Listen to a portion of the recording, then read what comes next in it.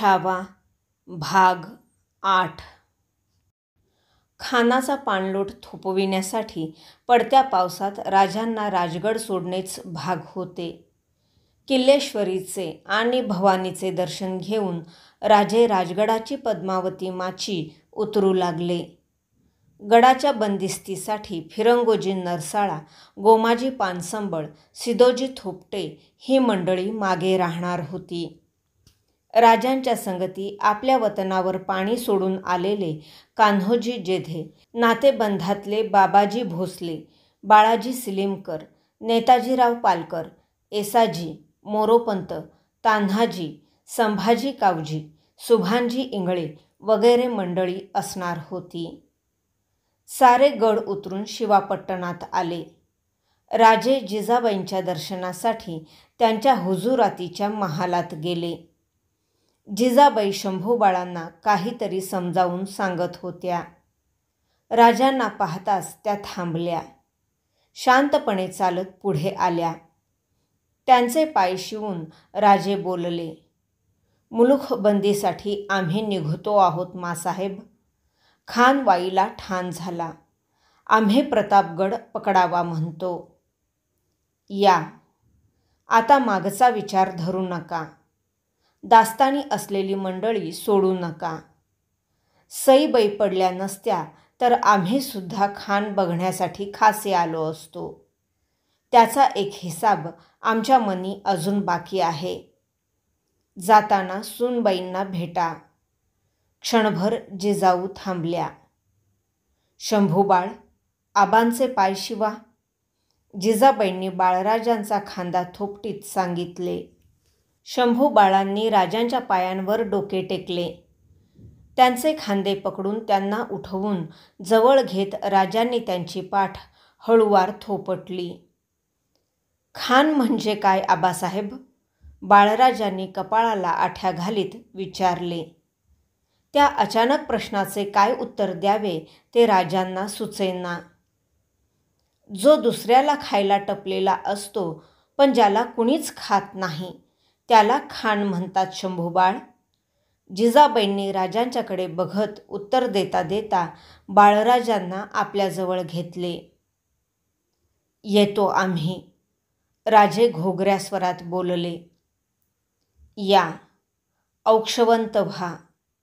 जिजाऊंनी उजवा हात वर उचलला. जय भवानी. शंभूबाळांनी विसरून राहिलेला मुजऱ्याचा भाग पुरा केला. सईबाईंचा निरोप घेण्यासाठी राजे त्यांच्या महालात आले. महालातल्या मंचका भोवती काजळी दाटली. चिराखदाने जळत होती. हळुवार पावलांनी मंचकाजवळ जाऊन राजांनी सईबाईंच्याकडे पाहिले. त्या डोळे मिटून पडल्या होत्या. त्यांची सावळी चर्या चिराखदानांच्या मंद प्रकाशात फिकट उदास दिसत होती. ऐकता, आम्ही निघालो. सईबाईंनी डोळे उघडावेत म्हणून राजे बोलले. त्यांच्या बोलांनी गाढ ग्लानीतून जाग्या व्हाव्या तशा सईबाई जाग्या झाल्या. त्यांनी हसण्याची कोशिश केली. बाळ भेटले? क्षीण आवाजात त्यांनी राजांना विचारले. हो, भेटले. आऊसाहेबांच्या महाली आहेत म्हणत राजे मंचकावर टेकले. त्यांनी सईबाईंचा काष्टवत हात हळुवार आपल्या हातात घेतला. सईबाईंच्या हातातील सोन्याची कंकणे किणकिणत कोपराकडे घरंगळली. त्यांचा हलका हात हातात घेताना राजांचे मन जडशीळ झाले. दोघांचेही बोल जबानीत जिरून गेले. काय बोलायचे, कसे बोलायचे? भाषा सरली होती. नुसते कढ मात्र उरले होते. भोवती पेच दाटले होते. सई, राजांनी घोगऱ्या स्वरात साद घालताना त्यांचा हात थोपटला. कोंडी फुटली. शब्दलाटा वाहू लागल्या. असा दिल नाही टाकायचा. आमचा मार्ग आता ठरला. पायाशी कधी काही मागणं नाही केलं. हे पाय समोर असताना दुसरं काही मागायचं नाही सुधारलं. आता हे पाय नजरेसमोर राहतील असं दिसत नाही, म्हणून एक मागणं घालावंसं वाटतं. बोलता बोलता सईबाईंना खोकल्याची उबळ आली. ती ओसरू देऊन राजे म्हणाले, कचदिल होऊ नका. मनी असेल ते साफ साफ बोला. तुम्ही बऱ्या होणार. बाळराजांना आम्ही जन्म दिला, पण ओठभर दूध देण्यास आमचं आवपण थिटं पडलं. आमची जागा घेण्यास कुणबीण असून धाराऊ आली म्हणून बोलावंसं वाटतं. सईबाई थांबल्या. क्षणभर त्यांनी पापण्या मिटल्या. त्यामागची काळी वर्तुळे राजांच्या उरात सलली. बोला सई, थांबू नका. राजांचा आवाज घोगरला. आमचे शंभू बाळ, एकला जीव, आज स्वारींच्या पदरात घातला. आता स्वारीच त्यांच्या आऊ आणि आबा. हे एवढंच आमचं मागणं. सईबाईंनी भरले डोळे लपविण्यासाठी मान फिरवली. त्यांच्या मिटल्या डोळ्यांतून सुटलेले पाणथेंब मंचकावरच्या बिछायतीवर टपटप ओघळले. सई, आम्ही बाळराजांना तुमच्यासाठी बांधील आहोत. चिंता करू नका. येऊ आम्ही. म्हणत राजांनी सईबाईंचा हात बिछायतीवर हळूवार ठेवला. छातीवरच्या माळेतील कवड्या प्रचंड वजनदार झाल्याचा त्यांना भास झाला. पाठीवर धूळलोट घेऊन मुलखात दौडणारे राजे सईबाईंच्या दालनातून पाठीवर त्यांच्या डोळ्यांतील पाणलोट घेऊन बाहेर पडले. शिवापट्टण सोडून राजांनी पुरंदर, तोरणा, मोहनगड, वर्धनगड, तुंगतिकोना या गडांवरची जातीनिशी जाऊन कडेकोट मोर्चेबंदी उभी केली. कोसळत्या पावसात जावळी खोरे चौक्या पहाऱ्यांनी आवळून बंदिस्त करून राजे खाशा मंडळींसह प्रतापगडावर आले. बाहेर गुंजन मावळ, कानंद खोरे आणि वेळखंड खोरे या मावळी मुलखाची पट्टी सरत्या पावसात भराला आली होती. गुंजवणी आणि कानंदी नद्यांच्या लाल पात्रांची बोटे सौभाग्य लेणे म्हणून तिने मळवटावर भरली होती. या मुलूखपट्टीला अहेव राहायचा खूप सोस. मळवट भरलेला असला की ती कैक मरणांना हसत हसत पदराच्या गाठीला बांधायला तयार. असेच एक मरण सईबाई राजगडावरच्या दरुणी महालात आपल्या पदराशी बांधण्यात गुंतल्या होत्या. त्यांच्या मंचकाभोवती जिजाऊसाहेब, राजांचा साऱ्या राण्यांचा राणीवसा, धाराऊ व सखू, राणू, अंबा या सईबाईंच्या मुली आणि 2.25 वर्षांचे शंभूबाळ दाटले होते. शंभूबाळांचा छोटेखानी हात आपल्या कृश हातात घेऊन सईबाई डोळे मिटून पडून होत्या. त्यांच्या कपाळभर आडवे माखलेले सौभाग्य लेण्याचे कुंकू होते. ओठात धाराऊने ठेवलेले गंगाजलात न्हालेले सावळे तुळशीपत्र होते. महालातील चिराखदाने काजळली होती. त्या उदास मंद प्रकाशात साऱ्यांच्या मुद्रा फिकरमंद दिसत होत्या. राजगडाच्या उभार माथ्यावरचे आभाळ काळवंडले होते. मिटल्या डोळ्यांच्या सईबाईंना या कशाकशाचे भान नव्हते. त्यांचे सोशिक सावळे मन आज एक आगळाच खेळ खेळत होते. आजवर मनाचा हा असला खेळ त्यांनी कधीच पाहिला नव्हता. सईच्या असंख्य सावल्या पकडण्याचा ते प्रयत्न करीत होते. खेळ ऐन भराला आला होता. असंख्य सावल्या नाचत होत्या. सईबाईंचे भान हरपत चालले होते. किती उदंड सावल्या!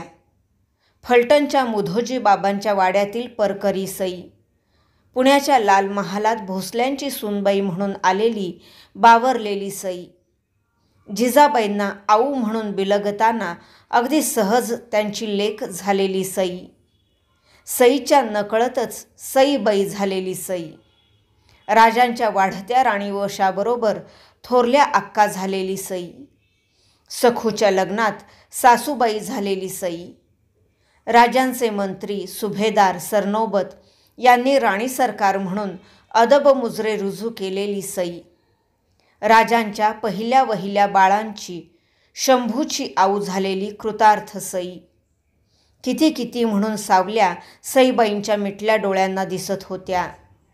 पण त्यातील एक सुद्धा त्यांच्या हाताशी काही येत नव्हती.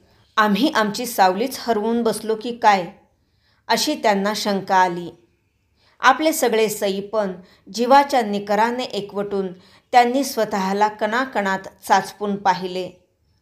फक्त एकच सावली त्यांच्या हाताशी लागत होती. पण ती त्यांची नव्हती. ती होती राजांची, त्यांच्या स्वारीची, एका जागी क्षणभरसुद्धा न थांबणारी, सारखी धावणीची वारेजोड दौड घेणारी, सपळ न देता येणारी, येता येताच मोतीलगाचा ऐटदार तुरा हिंदोळवीत पाठमोरी होणारी, डोळ्यांनीच सारे सारे बोलणारी, त्यांचे सगळे सावळेपण आपलेसे करणारी, जगदंब जगदंब पुटपुटणारी. त्या सावलीचे शिवदर्शन होताच सईबाईंचे उरले सुरले भानही हरपले. त्यांच्या मस्तकाची भिंगरी गरगर फिरू लागली. आठवणींची वर्तुळे त्यांच्या सावळ्या मनाच्या सरोवरावर रेखू लागली. जीवाची दिवली थरथरू लागली. आठवणींचे माप लवंडले. राजांच्या छातीवर कधी माथा टेकताना त्यांच्या गळ्यातील कवड्यांच्या माळेचा झालेला रोमांचकारी स्पर्श, स्फटिक शिवलिंगाची पूजा बांधणाऱ्या राजांच्या स्वारींचीच आपण पुढे होऊन पूजा बांधावी असा आलेला विचार, प्रतापगडावर शिवलिंगावरून उचललेला शंकर, पार्वती आणि त्यांचा बाळ गणपती यांच्या खुणेचे त्रिदली बिल्वपत्र, पोटरी फोडून नुकत्याच बाहेर आलेल्या कणसासारखे वाटणारे आमचे शंभू बाळ, त्या सगळ्या आठवणी पार पलीकडच्या वाटत होत्या आता. त्या सावल्यांच्या आणि आठवणींच्या धुंदळीत त्यांना सई मात्र कुठे कुठेच दिसेनाशी झाली. दिसू लागला तो कपाळभर भरलेला मेनमळला 2 बोटी आडवा रसरशीत मळवट, अहेवपणाचा, शिवकर सौभाग्याचा. त्या मळवटाचे आडवे कुंकू हळूहळू मोठे होऊ लागले. म्हणता म्हणता नगाऱ्या एवढे झाले. क्षणभर दुडदुडले. पुन्हा मोठे होत होत आभाळा एवढे झाले. आता ते त्यांच्या कपाळी काही मावत नव्हते. सईबाई सगळ्या त्या आभाळा एवढ्या कुंकवात कुठच्या कुठे विरून गेल्या होत्या. ते कुंकू स्वतःशीच निळ्या बोलीत बोलू लागले.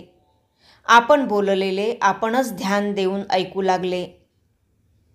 गडावरच्या दरुणी महालात उंबरठ्या आड राहून आम्हास हवं तेव्हा स्वारींच्या पायांचं दर्शन घेणं होत नव्हतं म्हणून आम्ही हे रूप घेतलं. आता स्वारीचा घोडा आमच्या नजरटप्प्याच्या आड कधीच नाही जाणार. 2 डोळ्यांनी खाशासंगती बोलणं मनभर झालं नाही म्हणून आम्ही उभ्या आभाळाचे डोळे लेवून स्वारींना ऊरभर बघतो आहोत. आमचा एकला जीव, शंभू बाळ पदरी टाकले. आता स्वारीच त्यांच्या आबा आणि आऊ. कुंकवाला कसलं आऊ पण? जमलं असतं तर शेवटचा म्हणून एकदा या कुंकवाचाच मळवट आम्ही स्वारींच्या पायधुळीनं भरून घेतला असता. आपल्या आभाळा एवढ्या मळवटाच्या रसरशीत लाल कुंकवात पुरती न्हावून निघालेली सतेज अशी राजांची रसरशीत तांबडी सावली फक्त सईबाईंना दिसू लागली. स्वारींचं हे असं रूप कधी नजरेला पडलंच नाही. आता सईबाई साहेब एक क्षणभरही थांबू शकत नव्हत्या. वेळ झाला तर ती रूपभैरवी चैतन्यलाल सावली हातची निसटेल. त्या नुसत्या शंकेनेच त्या थरथरल्या. त्यांच्या कृशपायात कसले तरी उदंड बळ संचारले. त्या खड्या झाल्या. त्या सावलीचे पाय धरून ठेवण्यासाठी सईबाई भरल्या मळवटाने इतमामात चालल्या. त्यांच्या ओठातील तुळशीपत्र त्यांना रोखण्यासाठी क्षणभर थरथरले. पण सईबाई साहेब गेल्या कायमच्या. पार पार पलीकडे राजांचे सावळे सुंदर स्वप्न सरले. सईबाईंचा निष्प्राण हात शंभू बाळांच्या हातातून निसटला. तो मायाळू कृशहात मंचकावरच्या बिछायतीवर कसनुसा होऊन कोसळला. त्यांच्या ओठांतील हताश तुळशीपत्र निसटून घरंगळत त्यांच्या गळ्यातील मंगळसूत्रावर ओघळले. महालात एकच आक्रोश उठला. चिरागदानांच्या काजळल्या ज्योती उरफुटी थरथरल्या. भिंतीचे घडीव दगड शहारले. आऊ आऊ म्हणत भेदरट हाक घालीत शंभूबाळांनी सईबाईंचा पडला हात उचलून गदगद हलविला. सगळा राणीवसा मंचकावर ओळंबून आक्रोशतो आहे हे पाहून भांबावलेले शंभूबाळ थोरल्या आऊ म्हणत जिजाबाईंना एकदम बिलगले. धाराऊने बाळराजांना महालाबाहेर काढले. सरत्या पावसाला शिवाजीराजांचा भावगड ढासळला. एक मनाजोगा जमलेला मनसुबा वाहून गेला. मळवट भरल्या सईबाई नापरतीच्या मोहिमेला निघून गेल्या. सईबाईंनी राजगडावर देह ठेवला ही खबर ऐकताच पापण्या मिटून जगदंब जगदंब म्हणत अपार वेदनेने राजांनी छातीवर हात ठेवला. टाकोटाक ते प्रतापगडावरून राजगडी आले. त्यांच्या थोरल्या राणीच्या पेटत्या चितेबरोबर त्यांच्या एका सावळ्या भावुक मनसुब्याची चिता जळत होती. सईबाईंच्या कैक रूपांच्या ज्वाला फरफरत होत्या. फर्जंद शिवाजीराजे भोसले त्यांच्या दाहाने होरपळून निघत होते. तशा राजांच्या राणीवशात तर आणखी राणीसाहेब होत्या. पण सईबाईत त्यांच्या मनाचा दिललगाव गुंतवा झाला होता. वीराला पहिल्याने कमरेला जोडलेली तलवार आणि आपल्यासमोर बोहल्यावर चढलेली पहिली स्त्री विसरू म्हणता विसरता येत नाही. शब्दांना संकोच आणि डोळ्यांना संवाद अशी राजांची आणि सईबाईंची खानदानी मर्मजोड होती. भक्कम ऐटदार गडाला फेर धरून वळणदार माची असावी असा तो राजस नातेसंबंध होता. सईबाईंच्या जाण्याने राजगडावरचे देव नवरात्राच्या घटात बसण्याऐवजी सुतकात पडले. सालीना हसरा होणारा दसरा दुखरा झाला. बजाजी मामांनी मायेने जावळ उतरलेल्या शंभूबाळांच्या मस्तकाचे सईबाईंच्यासाठी मुंडन केले. त्यांची पोरवयाची चर्या त्यामुळे पोरकी दिसू लागली. ती पाहून गलबलून आलेल्या जिजाऊंनी त्यांना निर्धाराच्या मायेने जवळ घेतले. आता जिजाऊंनीच त्यांची आऊ व्हायचे मनोमन ठरवून टाकले. भोसल्यांच्या तडा गेलेल्या साऱ्या तटबंदी सांधण्यासाठीच जिजाऊ त्या घराण्यात आल्या होत्या. मुंडन झालेल्या शंभूबाळांना जवळ घेऊन राजे आपल्या महालात मंचकावर बसले होते. त्यांचा एक हात शंभूच्या पाठीवरून आणि दुसरा हात छातीवरच्या माळेतील कवड्यांवरून फिरत होता. त्यांच्या मनाला एका बाजूने सईबाईंच्या आठवणींनी आणि दुसऱ्या बाजूने अफजल खानाच्या वाईतल्या तळाने वेढा टाकला होता. आबा, आऊ कुठे गेल्या? शंभूबाळांनी राजांना विचारले. त्या सवालाने राजे थरथरले. त्यांच्याजवळ काही जाब नव्हता. अत्यंत मायेने ते आपल्या बाळराजांचा खांदा थोपटू लागले. त्यांच्या मनात हरभट ज्योतिषीबुवांचे बोल उसळी घेऊन उठले. पुराणांतरी रुद्र जसा आप्तगणांकडून फसला तसाच योग या कुंडलीत दिसतो. शंभूकडे बघताना राजांच्या मनाची घालमेल झाली. एक विचित्र विचार त्यांना चाटून गेला. उपजलात आणि धाराऊचे दूध तुमच्या वाट्याला आले. पण हयातीच्या पहिल्या चालीलाच तुम्ही आप्तगणांकडून असे फसले जाल याचा अंदाज काही ज्योतिषांनाही आला नसेल. राजे बाळ शंभूंचा खांदा नुसता थोपटीत होते आणि नुसते थोपटीतच राहिले. भाग 8 समाप्त.